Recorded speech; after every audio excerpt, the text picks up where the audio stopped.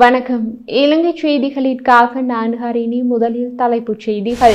முன்னாள் சிறைச்சாலை அதிகாரி ஒருவர் இனம் தெரியாத நபர்களால் சுட்டுக்கொலை செய்யப்பட்டுள்ளதாக போலீசார் அறிவிப்பு. உள்ளூராட்சி மன்ற தேர்தலுக்கான வேட்புமனுக்கள் தொடர்பாக முக்கிய அறிவிப்பை வெளியிட்ட தேர்தல் ஆணைக்குழு. அரச ஊழியர்களின் அடிப்படை சம்பளத்தில் இதுவரை இல்லாத அளவுக்கு மிகப்பெரிய அதிகரிப்பை அரசாங்கம் செயல்படுத்தியுள்ளதாக ஜனாதிபதி அனுரகுமார அறிவிப்பு. இனி விரிவான செய்திகள். முன்னாள் சிறைச்சாலை அதிகாரி ஒருவர் இனம் தெரியாத நபர்கள் சிலரால் சுட்டுக்கொலை செய்யப்பட்டுள்ளதாக போலீசார் தெரிவித்தனர். சுட்டுக்கொலை செய்யப்பட்ட இவர் பூசா சிறைச்சாலையின் முன்னாள் சிறைச்சாலை அதிகாரி ஆவார். இந்த முன்னாள் சிறைச்சாலை அதிகாரி காலி தலக பிரதேசத்தில் உள்ள அவரது வீட்டில் வைத்து சுட்டுக்கொலை செய்யப்பட்டதாக போலீசார் தெரிவித்தனர். இது தொடர்பான மேலதிக விசாரணைகளை போலீசார் முன்னெடுத்து வருகின்றனர். இலங்கை தமிழரசு கட்சியை உடைத்து புதிய தமிழரசு கட்சியொன்றை உருவாக்க திட்டங்கள் தீட்டப்படுவதாக வெளியான செய்தியை தமிழரசு கட்சியின் பதில் தலைவர் CVK சிவஞானம் முற்றாக மறுத்துள்ளார். சமீபத்தில் புதிய தமிழரசு கட்சியை உருவாக்க இலங்கையில் உள்ளவர்களும் புலம்பெயர் நாடுகளில் மற்றும் இந்தியாவில் உள்ள தமிழ் தேசியவாதிகள் ஆலோசனை நடத்தி வருகின்ற செய்திகள் வெளியாகியிருந்தன. அத்தோடு அதற்கு தமிழர் கட்சியின் 6 நாடாளுமன்ற உறுப்பினர்களும் ஆதரவு உள்ளதாக அந்த செய்திகளில் குறிப்பிடப்பட்டிருந்தன. இது உண்மையா என்று பலரும் தமிழ் கட்சியை விசாரித்ததால் அது பற்றிய தகவலை அக்கட்சி வெளியிட்டுள்ளது. யாழ்ப்பாணத்தில் இன்று நடைபெற்ற ஊடகவியலாளர் சந்திப்பில் கருத்து தெரிவித்த தமிழரசு கட்சியின் பதில் தலைவர் CVK சிவஞானம் குறிப்பிட்ட 6 நாடாளுமன்ற உறுப்பினர்களிடமும் தான் பேசியதாகவும் அவர்கள் எவருக்கும் இவ்வாறான ஒரு எண்ணம் கிடையாது என தெரிவித்தார். தமிழரசு கட்சியை உடைத்து புதிய தமிழரசு கட்சியொன்றை உருவாக்கும் திட்டம் பற்றி வெளியான செய்தி இலங்கை தமிழ் மக்களிடையே இருக்கும் ஒரே ஒரு பாரம்பரிய கட்சியான இலங்கை தமிழரசு கட்சியை திட்டமிட்டு உடைப்பதற்காக புனையப்பட்ட ஒரு விசித்திரமான செய்தி என்றும் சிவஞானம் குறிப்பிட்டுள்ளார். இலங்கையில் பாடசாலை மாணவர்கள் மற்றும் இளைஞர்கள் போதைப்பொருள் அடிமையாகும் போது அதிகரித்து வருவதாக தேசிய அபாயகர ஊடகங்கள் கட்டுப்பாட்டு சபை கவலை வெளியிட்டுள்ளது. சட்டவிரோத போதைப் பொருட்களுக்கு மாற்றாக சுமார் 150 வகையான மருந்துகள் பயன்படுத்தப்படுவதால் பரிந்துரைக்கப்பட்ட மருந்துகளின் பயன்பாடு அதிகரித்து வருவதாக அந்த சபையின் தலைவர் தெரிவித்துள்ளார். அத்துடன் புற்றுநோய் நோயாளர்களுக்கு பரிந்துரைக்கப்படும் வலி நிவாரணிகள் உள்ளிட்ட பல மருந்துகள் போதைக்கு அடிமையானவர்களால் அதிகளவில் தவறாக பயன்படுத்தப்படுவதாக அவர் குறிப்பிட்டுள்ளார். பெரியவர்களுக்கு மட்டுமல்லாது 15 முதல் 17 வயதுடைய கணிசமான எண்ணிக்கையிலான பாடசாலை மாணவர்களுக்கும் இளைஞர்களுக்கும் இத்தகைய போதைப் பொருள் பாவனைக்கு அடிமையாகியுள்ளதாகவும் 2024ஆம் ஆண்டில் போதைப் பொருள் தொடர்பான குற்றங்களில் ஈடுபட்ட 1,62,000 பேர் அதிகாரிகளால் கைது செய்யப்பட்டுள்ளனர் என்று கூறப்பட்டுள்ளது.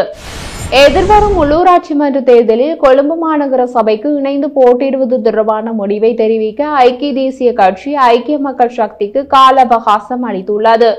ஐக்கிய தேசிய கட்சியின் தலைவர் ரணில் விக்ரமசிங்க ஐக்கிய மக்கள் சக்தியின் தலைவர் சஜித் பிரேமதாசவுக்கு எதிர்வரும் 20ஆம் திகதி வரை கால அவகாசம் வழங்கியுள்ளதாக தெரிய வருகிறது.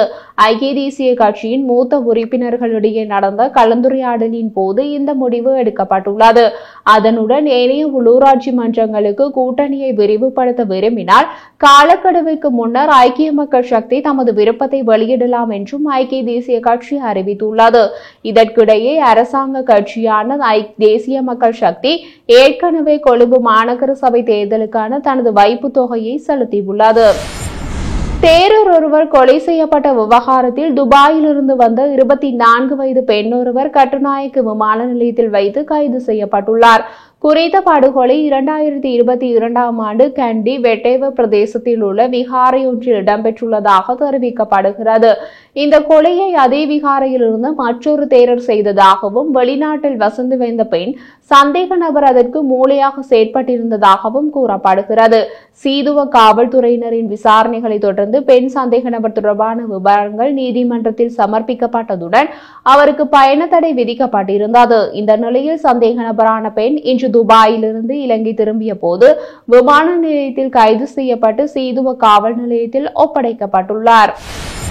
உள்ளூராட்சி மன்ற தேர்தல்களுக்கான வேட்புமனு தாக்கல் செய்யும் நடவடிக்கை நிறைவடைந்த நாளிலிருந்து 35 அல்லது 49 நாட்களுக்கு தேர்தல் நடத்தப்பட வேண்டும் என்று தேர்தல்கள் ஆணைக்குழு தெரிவித்துள்ளது. அத்துடன் தேர்தலில் போட்டியிடும் வேட்பாளர்கள், அரசியல் கட்சிகள் மற்றும் சுயேட்சை குழுக்கள் பிரச்சார நடவடிக்கைகளை முன்னெடுப்பதற்கு குறைந்தபட்சம் 35 நாட்கள் வழங்கப்படும். இதற்கமைய வேட்புமனுக்கள் தாக்கல் செய்யும் நடவடிக்கை நிறைவடைந்த நாளிலிருந்து 35 அல்லது 49 நாட்களுக்குள் உள்ளூராட்சி மன்ற தேர்தலுக்கான திகதி நிர்ணயிக்கப்பட வேண்டும் என தேர்தல் ஆணைக்குழுவின் ஆணையாளர் நாயகம் சமன் ஸ்ரீ ரத்நாயக்க தெரிவித்துள்ளார். பல்வேறு வகையான போதைப் பொருட்களை தம்வசம் வைத்திருந்த குற்றச்சாட்டில் சிவனொளி பாதமலை யாத்திரையில் கலந்து கொண்டிருந்த 14 சந்தேக நபர்கள் கைது செய்யப்பட்டுள்ளனர். ஹட்டன் போலீசாரினால் முன்னெடுக்கப்பட்ட சுற்றி வளைப்பின் போதே அவர்கள் இவ்வாறு கைது செய்யப்பட்டுள்ளனர். இந்த நிலையில் கைது செய்யப்பட்டுள்ள 14 சந்தேக நபர்களும் 25 முதல் 35 வயதிற்கு இடைப்பட்டவர்கள் என தெரிவிக்கப்பட்டுள்ளது. இந்த சந்தேக நபர்களை ஹட்டன் நீதவான் முன்னிலையில் முன்னிலைப்படுத்துவதற்கான நடவடிக்கைகளை போலீசார் முன்னெடுத்து வருகின்றனர். நிதி வரம்புகள் இருந்த போதிலும் அரசு ஊழியர்களின் அடிப்படை சம்பளத்தில் இதுவரை இல்லாத அளவுக்கு மிகப்பெரிய அதிகரிப்பை அரசாங்கம் செயல்படுத்தியுள்ளதாக ஜனாதிபதி அனுரகுமார தெரிவித்துள்ளார். அத்துடன் சர்வதேச நாணய நிதியத்தின் திட்டத்தில் நாடு தற்போது ஈடுபட்டுள்ளதாகவும் இது அரசாங்கம் பரிந்துரைக்கப்பட்ட வழிகாட்டுதல்கள் மற்றும் அளவுருக்களை பின்பற்ற வேண்டும் என்றும் ஜனாதிபதி சுட்டிக்காட்டியுள்ளார். இந்த ஆண்டு வரவு செலவு திட்ட முன்மொழிவுகள் வருவாய் மற்றும் செலவின் வரம்புகளை மையமாக கொண்டு கல்வி மற்றும் சுகாதாரத்திற்கு முன்னுரிமை அளிக்கப்பட்டு வகுக்கப்பட்டுள்ளதாகவும் ஜனாதிபதி கூறியுள்ளார். கல்வியாளர்கள் தாங்கள் எதிர்கொள்ளும் சவால்கள் குறித்தும் ஜனாதிபதியிடம் விளக்கியதோடு இந்த பிரச்சினைகளை தீர்ப்பதற்கான சாத்தியமான தீர்வுகள் குறித்தும் கலந்துரையாடப்பட்டுள்ளது. இந்த நிலையில் அனைத்து தொழில்துறை குழுக்களும் எதிர்கொள்ளும் சவால்கள் குறித்து அரசாங்கம் முழுமையாக அறிந்திருப்பதாகவும் அனைத்து தனிநபர்களின் உரிமைகளை பாதுகாக்கும் அதே வேளையில் அவற்றை உணர்வுபூர்வமாக நிவர்த்தி செய்வதற்கு உறுதி பூண்டுள்ளதாகவும் ஜனாதிபதி உறுதியளித்துள்ளார்.